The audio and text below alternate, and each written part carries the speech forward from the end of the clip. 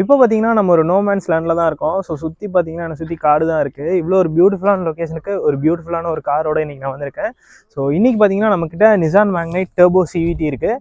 இந்த காரோட ஒரு டீட்டெயில்டான டிரைவ் ரிவ்யூ தான் நம்ம இன்னைக்கு பார்க்க போகிறோம். ஆல்ரெடி நம்ம சேனலில் நிசான் மேக்னைட் ஏஎம்டியோட டிரைவ் ரிவ்யூ பண்ணியிருந்தோம். 1 லிட்டரில் ஏஎம்டியோட டிரைவ் ரிவ்யூ பண்ணியிருந்தோம். இன்னைக்கு நம்ம இந்த நிசான் மேக்னைட் டர்போ சிவிடியோட ஒரு டீட்டெயில்டான டிரைவ் ரிவ்யூ தான் பார்க்க போகிறோம். அதுக்கு முன்னாடி சேனலுக்கு புதுசுனா என் பேர் அம்ரேஷ். நம்மளோட மோட்டர்ஸ் நம்ம சேனலில் நம்ம எல்லா காசோட drive and walk around review பண்ணிட்டு இருக்கோம்.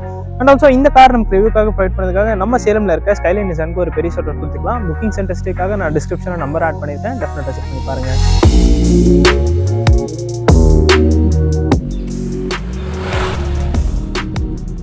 கைஸ், இப்போ நம்ம இந்த நிசான் மேக்னைட் டர்போ சிவிடியை டிரைவ் எடுக்கலாம். இதில் பார்த்தோம்னா நமக்கு parking, reverse, neutral drive and low மோடும் கொடுத்துருக்காங்க. இன்கேஸ் நம்ம ஹில்ஸ் எல்லாம் டிரைவ் பண்ணுற மாதிரி இருந்தால் லோ மோட் ரொம்ப யூஸ்ஃபுல்லாக இருக்கும். இதில் பார்த்தோம்னா நமக்கு ஒரு 1 litre 3 cylinder turbo petrol engine கொடுத்துருக்காங்க. இது நமக்கு maximum 100 bhp and 152 newton of torque produce பண்ணக்கூடிய ஒரு 3 சிலிண்டர் HRAO அப்படிங்கிற ஒரு பெட்ரோல் இன்ஜின் இது நமக்கு வந்துடுது. இதே இன்ஜின் தான் நமக்கு ரெனோ கைகர்லேயும் வரும். அதில் நம்ம மேனுவலில் டிரைவ் பண்ணியிருந்தோம். உண்மையிலே வேறு லெவலில் ஒரு எக்ஸ்பீரியன்ஸ் கொடுத்ததுன்னு சொல்லலாம். நம்ம அதுக்குள்ளே 110 பக்கமாக வந்துட்டோம். பெர்ஃபார்மன்ஸ் வந்து வேறு லெவலில் இருக்குது அப்படின்னு தான் சொல்லணும் இந்த டர்போ பெட்ரோல் இன்ஜினுக்கு. அண்ட் இது கூடவே பார்த்தோம்னா நமக்கு அந்த பார்ட் டு வெயிட் ரேஷோவும் நல்லா இருக்கிறதுனால வண்டி இனிஷியல்லையும் சரி மிட்ரேஞ்சிலும் சரி நல்லாவே பெர்ஃபார்ம் பண்ணுது. அதெல்லாம் எந்த ஒரு குறையுமே இல்லை. இதில் வந்துட்டு நீங்கள் ஒரு கன்வீனியன்ஸ் எக்ஸ்பெக்ட் பண்ணிங்கன்னா இந்த சிவிடி கியர் பாக்ஸ் நல்ல ஒரு ஆப்ஷனாக இருக்கும். ஏன்னா டர்போ பெட்ரோல் இன்ஜின் வந்து சிவிடி கியர் பாக்ஸோட நல்லா மேட்ச் பண்ணியிருக்காங்க. இனிஷியல் ஆர்பிஎம்ஸில் மட்டும் எனக்கு மைல்டாக ஒரு ரப்பர் பேண்ட் எஃபெக்ட் இருக்க மாதிரி இருக்குது. ரப்பர் பேண்ட் எஃபெக்ட் பார்த்தோம்னா நமக்கு சிவிடி கியர் பாக்ஸ் இருக்க காசில் நிறையவே பார்க்கலாம். பட் இதில் வந்து முடிஞ்சளவு கண்டெயின் பண்ணியிருக்காங்க. இனிஷியல் ஆர்பிஎம்ஸில் மட்டும் நம்ம போட்டு அழுத்துறப்போ நமக்கு அந்த சவுண்ட் மட்டும் தான் எக்ஸ்ட்ராவாக கேட்குது. அந்த மூவ்மெண்ட் வந்து கொஞ்சம் கம்மியாக தான் இருக்குது. ஒரு 2000 ஆர்பிஎம் தாண்டிடுச்சுன்னா வண்டி பிச்சு வதருது அப்படின்னு தான் சொல்லணும். அண்ட் ஆல்சோ இந்த மாதிரி ஸ்லோ ஸ்பீட்ஸில் நம்ம ட்ரைவ் பண்ணுறப்போ ஸ்டியரிங் ரொம்ப லைட்டாக கொடுத்துருக்காங்க. அண்ட் ஃபீச்சர்ஸ்னு பார்த்தோம்னா நமக்கு இந்த காரில் நல்லா தான் லோட் பண்ணியிருக்காங்க. ஒரு வாக் அரவுண்ட், டெடிக்கேட்டடான வாக் அரவுண்ட் வீடியோ நம்ம கிட்டத்தட்ட ஒரு 2 months பேக் இருக்கும்னு நினைக்கிறேன். ஏஎம்டியோட வாக் அரவுண்ட் ரிவ்யூ பண்ணியிருந்தோம். அதில் நான் தெளிவாக எக்ஸ்பிளைன் பண்ணியிருப்பேன். இதில் வந்துட்டு அதுக்கும் இதுக்கும் பெருசாக எந்த ஃபீச்சர் டிஃப்ரென்ஸும் கிடையாது. அதே சேம் டிஜிட்டல் இன்ஸ்ட்ருமெண்ட் கிளாஸில் தான் 18 touch இன்ஃபர்டைன்மெண்ட் சிஸ்டம் தான் வரும்.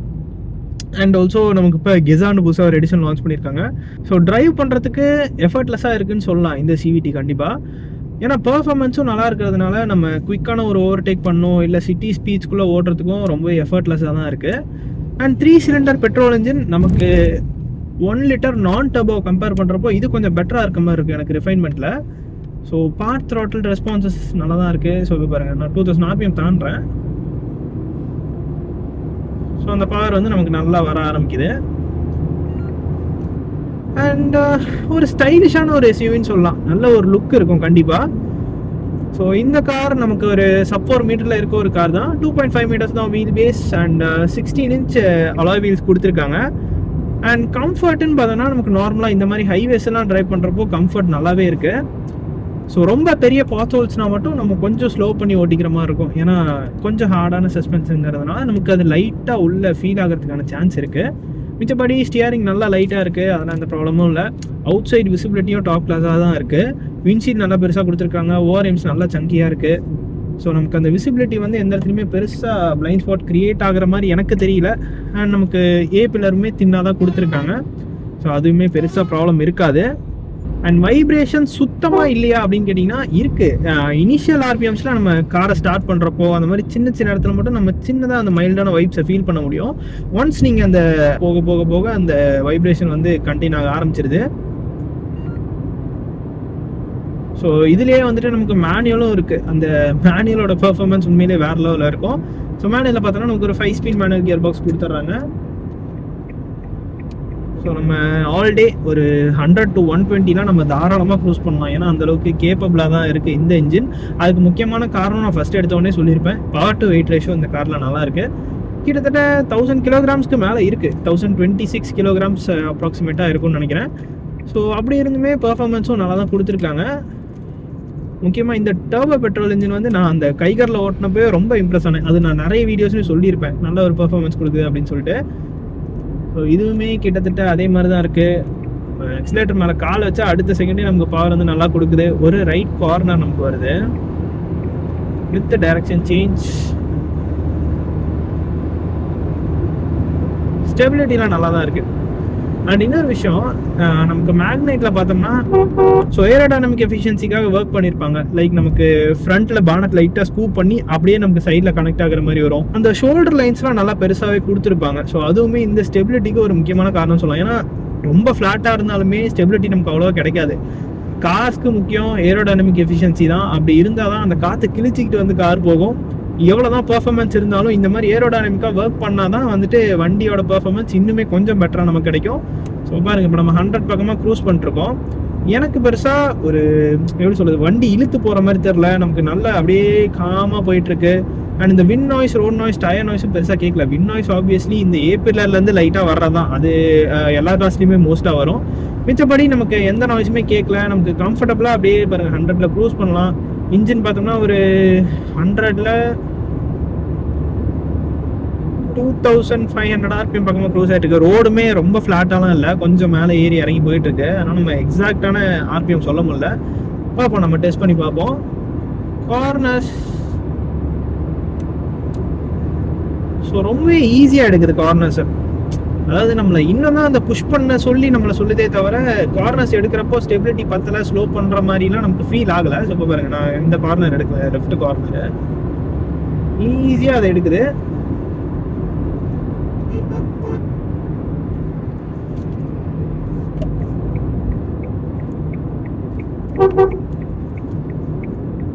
ரொம்ப எஃபர்ட்லெஸ்ஸாக இருக்குது. ஸ்டியரிங் ரொம்ப லைட்டாக இருக்குது, அது எனக்கு ரொம்பவே பிடிச்சிருக்கு. அதாவது டிரைவிங்கில் எந்த ஒரு டிஸ்கம்ஃபர்ட்டுமே பெருசாக ஃபீல் பண்ண முடியல. 205 mm கிரவுண்ட் கிளியரன்ஸ் கொடுத்துருக்காங்க. அதுவுமே நமக்கு ஆம்பிள் எனஃப் அப்படின்னே சொல்லலாம். இந்த இனிஷியல் ஆர்பிஎம்ஸில் சின்னதாக ஒரு லேக், அந்த சிவிடி கியர் பாக்ஸ்னால. அதுவுமே மேனுவல் ஓட்டினீங்கன்னா இன்னுமே அந்த வீல் ஸ்பின்லாம் நீங்கள் ஜாலியாக பண்ணலாம். அண்ட் ஸ்டியரிங் மவுண்டட் கண்ட்ரோல்ஸ் கொடுத்துருக்காங்க. ஸோ நிறைய ஃபீச்சர்ஸ் லோட் பண்ணியிருக்காங்க அப்படின்னு தான் சொல்லணும். பிரேக்ஸ் ஓகே தான், இனிஷியல் பைட் நல்லா இருக்குது. நம்ம இப்போ செக் பண்ணலாம் பிரேக்ஸை. ஸோ இந்த இடத்துல நம்ம பிரேக்கிங் டெஸ்ட் பண்ணுவோம். ஸோ ஒரு ஹால்ட்க்கு வந்துடலாம். ஸோ 60ல் போய்ட்டு நம்ம பிரேக்ஸை ஸ்லாம் பண்ணுவோம், ஸ்டார்ட் பண்ணலாம். வீல் ஸ்பின் பெருசாக எனக்கு ஆகிற மாதிரி ஃபீல் ஆகலை. ஸோ 60 வந்தாச்சு, பிரேக் ஸ்லாம் பண்ணுவோம். நைஸ், நல்லா தான் இருக்குது. பிரேக்ஸோட அந்த பைட் வந்து நல்லாவே இருக்குது. அண்ட் ஆல்சோ கார் வந்துட்டு அலையலை, ஸ்ட்ரைட்டாக நல்ல பாயிண்ட்லேயே நிற்கிது. அண்ட் மைலேஜ்னு பார்த்தோம்னா இந்த turbo petrol engine with CVT gear box காம்போட ஒரு 17.4 km ஏஆர்ஏலேருந்து கிளைம் பண்ணுறாங்க. நம்ம ரியலிஸ்டிக்காக பார்த்தோம்னா ஒரு 12 to 15 எக்ஸ்பெக்ட் பண்ணலாம். ஸோ அண்ட் ஆல்சோ அது டிபெண்ட்ஸ் ஆன் த டிரைவிங் ஸ்டைலும் கூட. ஹைவேஸில் போகிறப்போ நமக்கு நல்ல ஒரு மைலேஜ் எக்ஸ்பெக்ட் பண்ணலாம். And 40 liters fuel tank capacity கொடுத்துருக்காங்க. ஸோ எனக்கு இந்த நிசான் மேக்னைட் டர்போவில் பிடிச்சது என்னென்னு பார்த்தோன்னா இந்த ஈஸ் ஆஃப் டிரைவிங் தான். நீங்கள் ஃபர்ஸ்ட் டைம் கார் பையராக இருந்தாலுமே உங்களுக்கு நீங்கள் பெரிய எஃபர்ட் போட்டுலாம் ஓட்டுற மாதிரி இருக்காது, அப்படியே ஈஸியாக ட்ரைவ் பண்ணலாம். அண்ட் ஆல்சோ இந்த செக்மெண்ட்டில் நமக்கு டர்போ பெட்ரோல் இன்ஜின் ஆஃபர் பண்ணுறது இந்த கார் ஒன்று. இது மட்டும் இல்லாமல் அது ஓன் கசின் பிரதர் தான், ரெனால்ட் கைகரில் இருக்குது. அண்ட் நமக்கு மாருதி சுசுகி ஃப்ராங்ஸில் டர்போ பெட்ரோல் இன்ஜின் வந்திருக்கும். அண்ட் ஆல்சோ டொயோட்டா டெய்சர் அதுலேயுமே நமக்கு டர்போ பெட்ரோல் இன்ஜின் இருக்குது. ஸோ மிச்சப்படி நமக்கு எக்ஸ்டர் அண்ட் பஞ்ச் அதெல்லாம் நமக்கு நேச்சுரலி ஆஸ்பிரேட்டட் பெட்ரோல் இன்ஜின் தான் கொடுக்குறாங்க. ஸோ நீங்கள் ஸ்ட்ரிக்ட்லி பட்ஜெட்டாக இருந்தீங்கன்னா நீங்கள் நேச்சுரலி ஆஸ்பிரேட்டட் பெட்ரோல் இன்ஜின் கூட போகலாம். அது வந்து நல்லா தான் இருக்கும், ரொம்ப மோசம்லாம் சொல்ல முடியாது. ஸோ ஓவர்டேக்ஸ்லாம் நம்ம ஈஸியாக பண்ணலாங்க, ஸோ அதெல்லாம் எந்த பிரச்சனையும் இல்லை. அண்ட் இந்த காருக்கு நமக்கு 2 years or 40,000 kilometers வாரண்டி கொடுத்துட்றாங்க. ப்ரைஸிங்னு பார்த்தோம்னா இந்த வேரியண்ட் XV ப்ரீமியம் வேரியண்ட் இது வந்து நமக்கு ஒரு 14.15 lakhs on road price Salem வருது. ஸோ இந்த பர்ஃபார்மன்ஸ் விஷயத்தில் உண்மையிலே இந்த மேக்னைட் ரொம்ப இம்ப்ரெஸ் பண்ணிடுச்சு.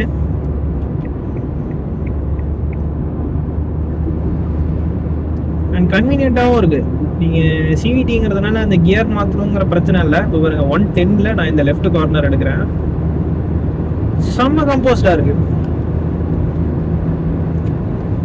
Nice nice nice, good job Nissan. ஆனால் ஒரே ஒரு ப்ராடக்ட் தான் நம்ம இந்தியா லைனப்பில் இருக்குது. ஸோ அடுத்து எக்ஸ்டைல் வருதுன்னு சொல்கிறாங்க, பார்ப்போம். அண்ட் சேஃப்டின்னு பார்த்தோம்னாலும் பெருசாக ப்ராப்ளம் இல்லை. நமக்கு இந்த காரில் 2 airbags கொடுத்துருவாங்க. குளோபல் அண்ட் கேப்பில் 4 star ரேட்டிங் வாங்கின ஒரு கார் தான். ABS, CBD, electronic stability programming, traction control, hill hold assist இது எல்லாமே நமக்கு இந்த காரில் வந்துடுது. அட் எனி கிவன் டைம் வண்டி சும்மா இழுந்து இழுத்துக்கிட்டே தாங்க இருக்கு. நல்ல பர்ஃபார்மன்ஸ் இருக்குது.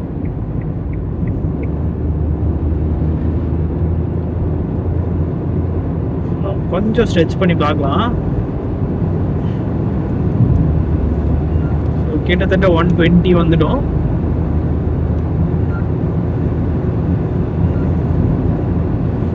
So 100 to 120 இதோட ஸ்வீட் ஸ்பாட் அப்படின்னு சொல்லலாம். த்ராட்டில் ரெஸ்பான்ஸ் ரொம்பவே கிறிஸ்பாக இருக்கு. ஸோ இது பாருங்க, கொஞ்சம் பேட் ரோடு தான். இந்த ஹார்டான சஸ்பென்ஷனாக இருந்தாலுமே முடிஞ்ச அளவுக்கு நம்மளை கம்ஃபர்டபுளாக தான் வச்சிருக்க ட்ரை பண்ணுது. அண்ட் ஆல்சோ நம்ம இந்த ஒரு எராவில் இருக்கும், அவ்வளோதான். பெட்ரோல் டீசல் இன்ஜின்லாம் வந்து இதுக்கு மேலே வருமா வராதாங்கிற ஒரு டவுட்டில் தான் இருக்குது. ஸோ எலக்ட்ரிக் கார்ஸ் தான் இதுக்கு மேலே ஃப்யூச்சர் அப்படிங்கிற மாதிரி மூவ் ஆன் ஆகி போயிட்டுருக்காங்க. ஸோ அதுக்குள்ளே நம்ம இந்த மாதிரி இன்டர்னல் கம்பஷன் இன்ஜினை வச்சு எவ்வளோ என்ஜாய் பண்ண முடியுமோ அவ்வளோ என்ஜாய் பண்ணிக்க வேண்டியதான்.